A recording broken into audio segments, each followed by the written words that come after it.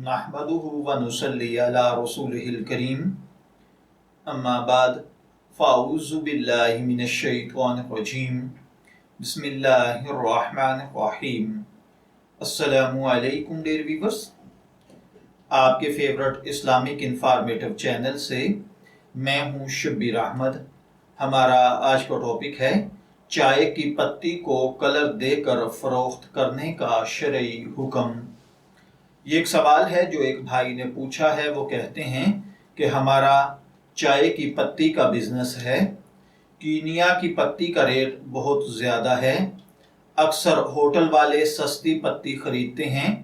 असल में कीनिया की पत्ती नहीं होती बल्कि वियतनाम की पत्ती होती है जो बहुत हल्की होती है, जिसका रंग ना होने के बराबर होता है। दुकानदार इस पत्ती को खरीद कर इसको कलर लगाते हैं और वो कलर इन सस्ती पत्तियों में डालते हैं, जिसकी वजह से इस पत्ती का कलर ठीक हो जाता है और होटल वालों को भी फ़ायदा होता है। उनकी गैस की भी बचत हो जाती है कि चाय का रंग निकालने के लिए इस चाय को ज़्यादा पकाना नहीं पड़ता, और इसके साथ उनकी पत्ती की भी बचत हो जाती है कि थोड़ी पत्ती इस्तेमाल करनी पड़ती है, और वक्त की भी बचत हो जाती है और पत्ती भी उनको सस्ती मिल जाती है। और पत्ती को कलर फैक्ट्री लगाती है। इन फैक्ट्री वालों का कहना है कि ये फूड कलर होता है, जैसे मिठाइयों को कलर किया जाता है, जैसे जर्दा कलर होता है। वल्लाहु आलम, ये हम नहीं जानते, लेकिन पूछना ये था कि पत्ती का ये कलर दूसरी पत्तियों में डालना जायज़ है या नहीं।